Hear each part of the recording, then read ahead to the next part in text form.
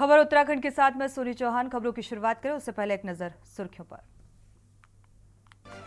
उत्तराखंड के जंगलों में 4 दिन से आग लगी। 11 जिलों में 1780 एकड़ जंगल प्रभावित। आर्मी एरिया के करीब पहुंचे लगाए गए सेना के हेलीकॉप्टर। विकराल होती जंगलों की आग ने बढ़ाई चिंता। सीएम धामी ने अधिकारियों के साथ की बैठक, दिए जरूरी दिशा निर्देश। करण माहारा ने सीएम को लिखा पत्र, कहा बिजली के बढ़े दाम वापस नहीं लिए तो प्रदेश भर में आंदोलन होगा। चारधाम यात्रा मार्ग पर लगेंगे ईवी चार्जिंग स्टेशन। पर्यटन मंत्री सतपाल महाराज ने कहा यात्रा को लेकर सभी तैयारियां पूरी है। श्रद्धालुओं में दिख रहा उत्साह। हेमकुंड साहिब यात्रा की तैयारी हुई पूरी। 22 मई को पंच प्यारों की अगुवाई में रवाना होगा पहला जत्था। सेना के जवान बर्फ हटाने में जुटे।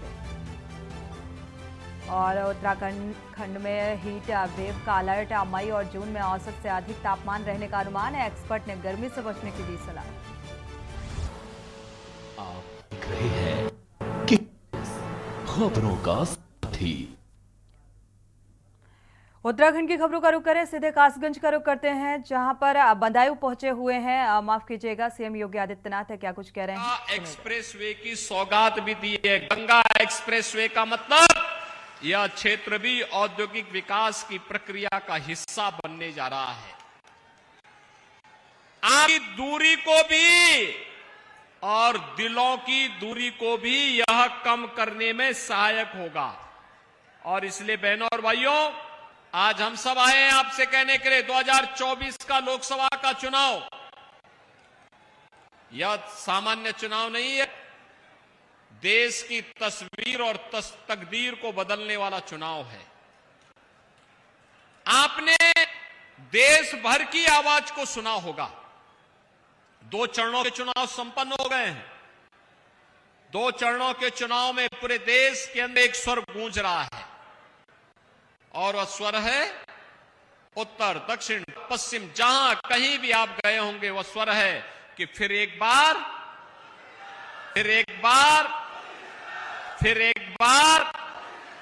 मोदी सरकार का। बहनों और भाइयों, ये मोदी सरकार का जो स्वर है, यह स्वर पूरे देश के अंदर गूंज रहा है तो बदायूं जिले में भी, बदायूं संसदीय क्षेत्र में भी गूंजेगा। इसे अपील करने के लिए मैं आया हूं। कोई संदेह नहीं है, किसी को संदेह नहीं है कि बदायूं भारत के स्वर के साथ न हो, क्योंकि बदायूं ने करके दिखाया है। बदायूं हमेशा सकारात्मक शक्तियों के साथ में रहा है। बहनों और भाइयों, आज की बात नहीं कर रहा हूं मैं, बहुत पहले से बदायूं का आशीर्वाद भारतीय जनता पार्टी को प्राप्त होता रहा है और इसलिए भी इस बार होना है। 10 वर्ष के अंदर आपने देश की कायाकल्प होते हुए देखा है। आपने देश 10 वर्ष में बदलते हुए भारत को देखा है। भारत के सम्मान को दुनिया के मंच पर बढ़ते हुए देखा है। भारत की सुरक्षा को सुदृढ़ हुए देखा है। आतंकवाद और नक्सलवाद की समस्या को अपनी आंखों में समाधान होते हुए देखा है। नहीं तो 2014 के पहले क्या था, कहां विस्फोट हो जाए कोई भरोसा नहीं, कौन निर्दोष नागरिक उसकी चपेट में आ जाए कोई भरोसा नहीं, और लोग मरते थे भारत में और पाकिस्तान जश्न मनाता था, तत्कालीन सरकार मौन बनी रहती थी। बहनों और भाइयों, आज आप देख रहे होंगे अगर पटाखा भी जोर से फट जाएगा ना तो पाकिस्तान सफा देता है कि नहीं नहीं मेरा हाथ नहीं है, क्योंकि उसे मालूम है कि आज भारत की किसी आतंकी घटना में पाकिस्तान का हाथ होगा तो लेने के देने पड़ जाएंगे। और इसीलिए बहनों भाइयों, पाकिस्तान पहले सफाई देकर के आतंकवादियों से पल्ला झाड़ देता है। और इसीलिए आज मैं आपके पास कहने के लिए आया हूं, जब देश में सुरक्षा का माहौल हो, देश समृद्धि की नई ऊंचाइयों को प्राप्त कर रहा हो, दुनिया में सम्मान बढ़ाओ, हाईवे, एक्सप्रेसवे और विकास के नए नए कार्य हो रहे हो। जब गरीब कल्याणकारी योजनाओं की एक लंबी फेहरिस्त जनता जनार्दन की सेवा के लिए उपलब्ध हो, आप मुझे बताओ, सपा बसपा या कांग्रेस की सरकार, नौजवान तो नहीं जानते होंगे, लेकिन जो बुजुर्ग हैं, जो थोड़ा अधेड़ उके हैं, उन्होंने कांग्रेस सपा बसपा के कुशासन को देखा होगा। मैं पूछना चाहता हूं, क्या इन्होंने फ्री में राशन कभी दिया क्या? लेकिन मोदी जी देश के अंदर 80 करोड़ लोगों को फ्री में राशन दे रहे हैं। कांग्रेस सपा बसपा की सरकार के समय में किसी का फ्री में उपचार हो पाता था क्या? बहनों और भाइयों, आज देश के अंदर 60 करोड़ लोगों को प्रतिवर्ष 5 लाख रुपए की स्वास्थ्य बीमा का कवर मिल रहा है। और मोदी जी ने कह दिया है, चुनाव के बाद 70 वर्ष के उम्र के हर बुजुर्ग को हम इसके दायरे में लेकर के आ जाएंगे।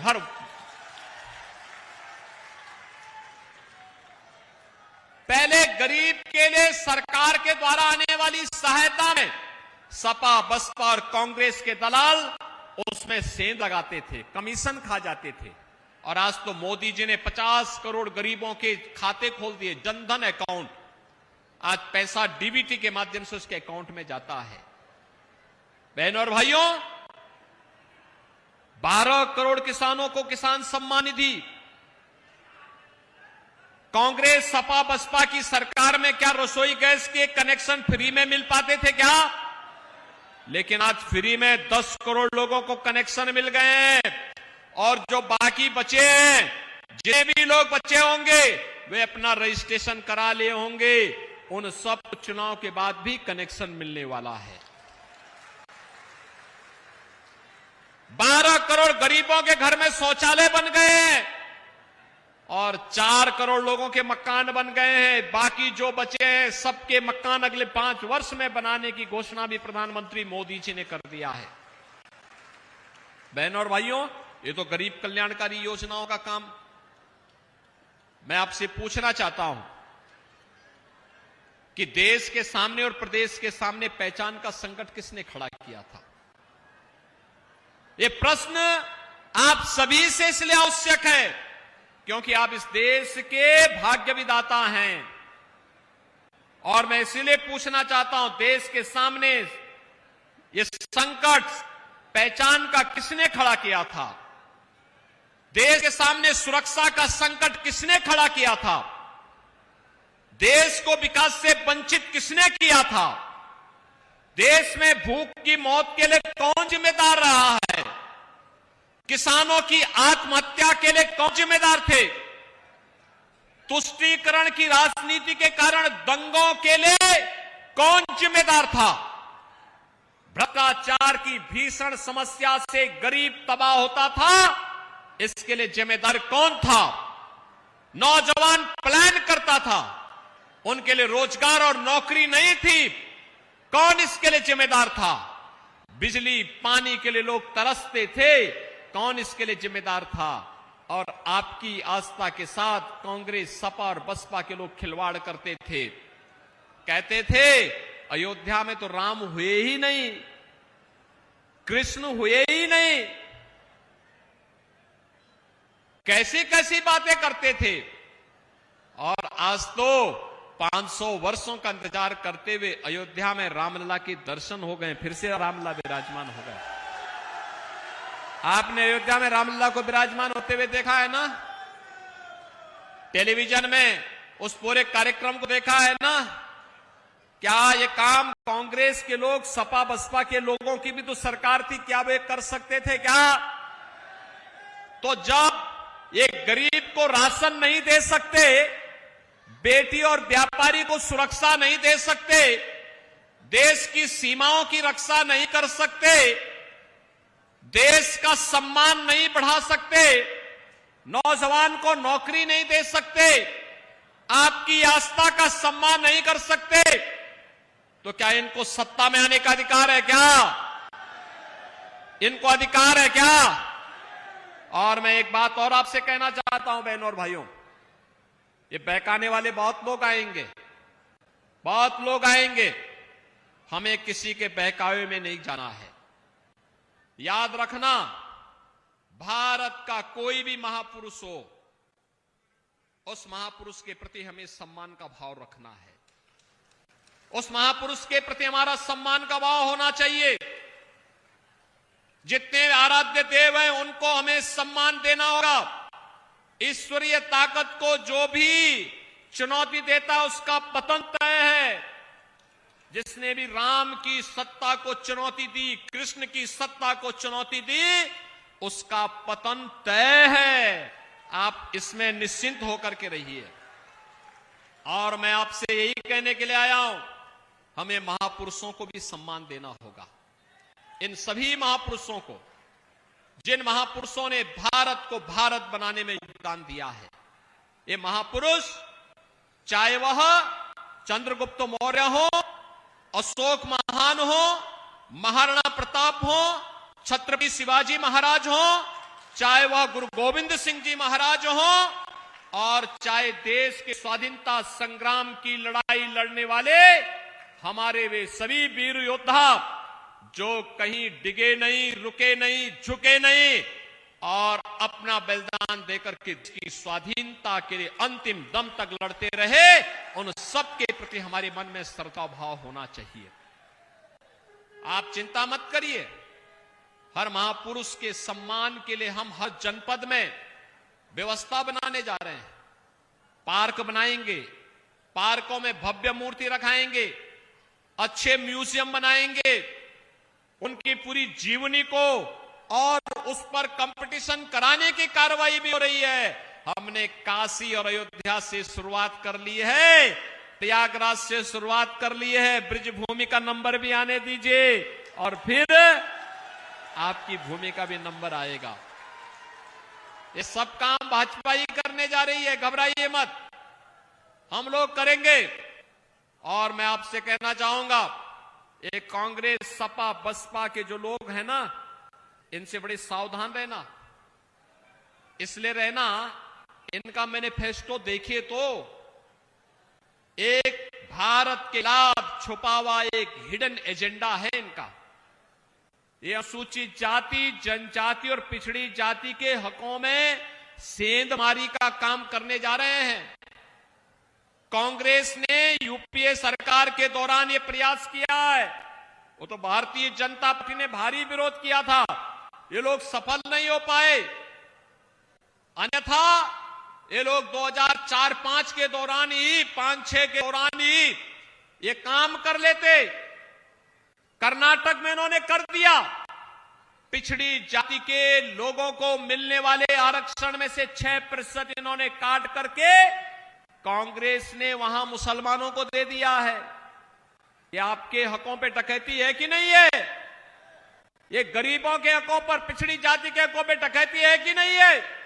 और कांग्रेस ने रंगनाथ मिश्रा कमेटी और सच्चर कमेटी का गठन करके यह काम यूपीए सरकार के समय भी किया था। एक तरफ आपके हकों में डकैती डाल करके बाबा साहब भीमराव अंबेडकर के द्वारा बनाए गए संविधान का लोग अपमान करना चाहते हैं, और दूसरी तरफ संपत्ति का सर्वे करके आपकी संपत्ति पर वारसत टैक्स लगाने की इनकी तैयारी है।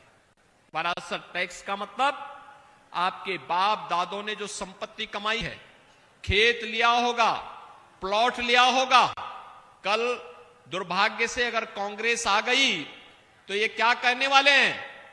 ये करेंगे कि उस संपत्ति में से आधी संपत्ति पे कांग्रेस के लोगों का या सपा के लोगों का अधिकार हो जाएगा। और सपा का तो नारा ही था, जो प्लाट खाली है वह प्लाट हमारा है, यही तो नारा लगाते थे ये लोग।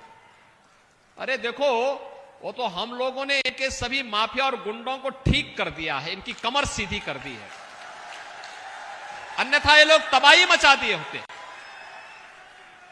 और यही नहीं, इनकी हालत देखो, इनकी हालत देखो। पूर्व मुख्यमंत्री सदैव कल्याण सिंह जी आजीवन प्रदेश के विकास के लिए, देश के विकास के लिए कार्य करते रहे। राम जन्मभूमि के लिए उनका पूरा जीवन समर्पित था। उनकी दुखद मृत्यु हुई। समाजवादी पार्टी ने एक शब्द संवेदना के लिए नहीं व्यक्त किया। तो बदायूं पहुंचे हुए थे सीएम योगी आदित्यनाथ। चुनावी जनसभा को संबोधित करने के दौरान विपक्ष पर निशाना साधते हुए नजर आए और अपने प्रत्याशी के समर्थन में वोट की अपील और इसके साथ ही कहा कि ये देश की तकदीर बदलने वाला ये चुनाव है, तो इसमें अपनी भागीदारी निभाएं। बढ़ते आगे, रुख करते हैं अगली खबर का। मुख्यमंत्री पुष्कर सिंह धामी ने प्रदेश के खिलाड़ियों से अंतर्राष्ट्रीय स्तर पर देश और प्रदेश का नाम रोशन करने का आह्वान किया है। उन्होंने कहा है कि उत्तराखंड के खिलाड़ी हर खेल में अव्वल हैं और आपको बता दें कि मुख्यमंत्री ने परेड ग्राउंड देहरादून के मल्टीपर्पज हॉल में चल रही 16वीं सब junior under 14 boys and girls national roll ball championship में हिस्सेदारी ली और हिस्सा लेने वाले खिलाड़ियों का परिचय हासिल किया, उनका उत्साहवर्धन किया। उत्तराखंड और हिमाचल के बीच हुए खेल का लुत्फ भी उठाया और इस मौके पर कहा कि हम उम्र के किसी भी पड़ाव पर हों, खेलों में हिस्सा लेते रहना चाहिए।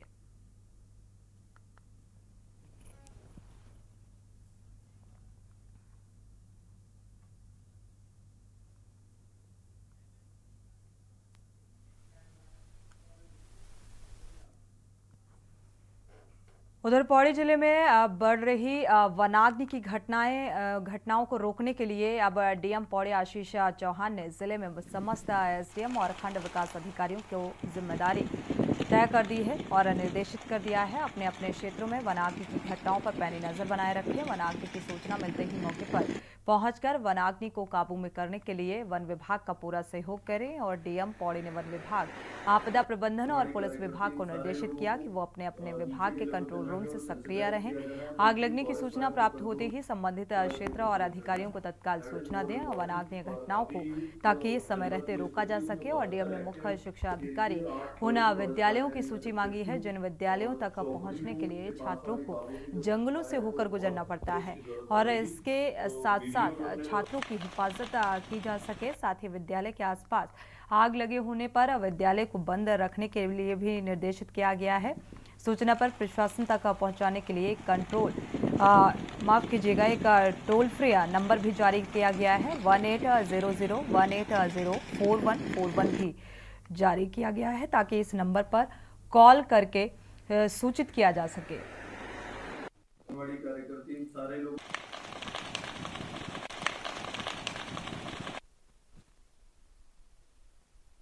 में इंटीग्रेटेड अप्रोच जो है उसको लेकर के हम लोगों की डीसी भी है। पहले भी जो डायरेक्शन हमारे इंटर डिपार्टमेंटल कोऑर्डिनेशन के लिए दिए गए थे उसी क्रम में हम लोग काम कर रहे हैं और जल्दी एसडीआरएफ के पैसे मिलने के बाद में अरेंज या will procure few more things जो कि फॉरेस्ट डिपार्टमेंट की ज़रूरत है उस हिसाब से। अभी बीडीओज एसडीएम्स ग्रास रूट लेवल पे नोडल ऑफिसर्स बनाते हुए जहाँ जहाँ हमारी आग इंसिडेंट्स होंगे इमीडिएटली उनकी रिपोर्टिंग भी होगी और जो मिसक्रिएंट्स इस तरीके की एक्टिविटीज़ में इन्वॉल्व होंगे उनकी रिस्पॉन्सिबिलिटी फिक्स करते हुए जो भी लीगल एक्शन लिया जाए ना वो भी लिया जाएगा। और मैं रेगुलर बेसिस पे इसे मॉनिटर भी करूँगा और एसडीएम से डेली बेसिस पे देखेंगे और जिन स्कूल्स के आसपास में आग लगती हुई दिखती है वहाँ छुट्टियों के लिए भी मैंने सीईओ को डायरेक्शंस दिए हैं ताकि किसी बच्चे को किसी किस्म की दुर्घटना का सामना न करना। रुड़की में कांग्रेस कार्यकर्ताओं ने पुतला दहन के दौरान एक युवक की पिटाई कर दी और युवक का कसूर सिर्फ इतना था कि उसे कांग्रेस कार्यकर्ताओं से सवाल किया और कांग्रेस ने अब तक क्या किया, जिस पर कांग्रेस कार्यकर्ता भड़क गए और युवक के साथ मारपीट शुरू कर दी।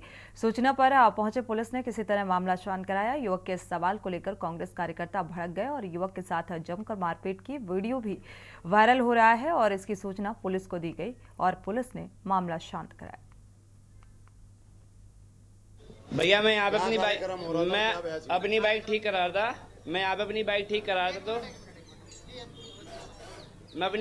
रहा था यहाँ पे तो यहाँ पे कांग्रेस कार्यकर्ता अपना पुतला फूंक रहे थे और नारेबाजी कर रहे थे। तो मैंने उनसे 2-4 सवाल पूछ लिए कि कांग्रेस सरकार ने क्या किया। तो उस बात को लेके उन्होंने मेरे ऊपर 4-5 आदमी आए, उन्होंने थप्पड़ मारे और जिसमें कि उन्हें बताया कि भाई मैं सरकारी आदमी हूँ। तो उसके बाद भी उन्होंने थप्पड़ मारे। लेडीज आई वो भी चिल्ला के पड़ी। 4-5 लड़के थे उन्होंने थप्पड़ मारे उसमें से।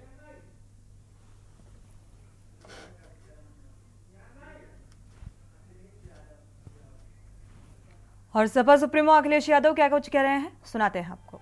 अगर हम 3 का गुणा कर दें 60 लाख में तो बनता है 1 करोड़ 80 लाख और अगर 1 करोड़ 80 लाख का भाग दे देंगे 80 लोकसभाओं से तो हर लोकसभा में बीजेपी का 2,25,000 वोट कम हो गया।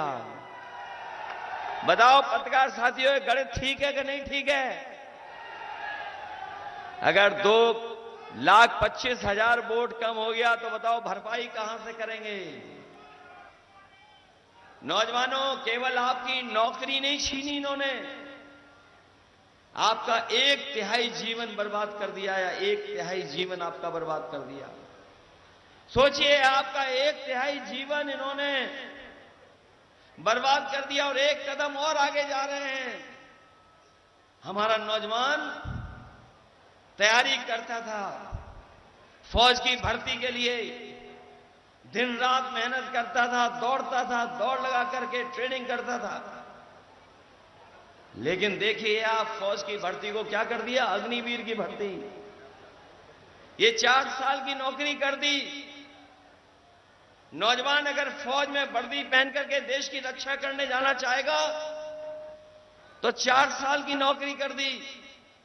हम अपने नौजवानों से कह करके जा रहे हैं, ये अग्निवीर वाली व्यवस्था हम लोग कभी स्वीकार नहीं कर सकते, क्योंकि अग्निवीर व्यवस्था में न पेंशन है, न सुविधाएं हैं, ना ही आपका कोई सम्मान है, ना कोई आपको विशेष लाभ देती है सरकार। इसलिए अग्निवीर कभी स्वीकार नहीं कर सकते हैं। हमने अपनी कई सभाओं में कहा कि हमारी ये खाकी वाले भाई लोग हैं, कभी कभी नाराज हो जाते हैं, डंडा दिखाने लगते हैं। अभी तो फौज की नौकरी 4 साल की हुई है, बीजेपी वाले दोबारा आ गए तो ये खाकी वाले जो पहने घूम रहे हैं, इनकी भी 3 साल की नौकरी कर देंगे वो। बताओ, किसी को पता था कि फौज की नौकरी 4 साल की हो जाएगी?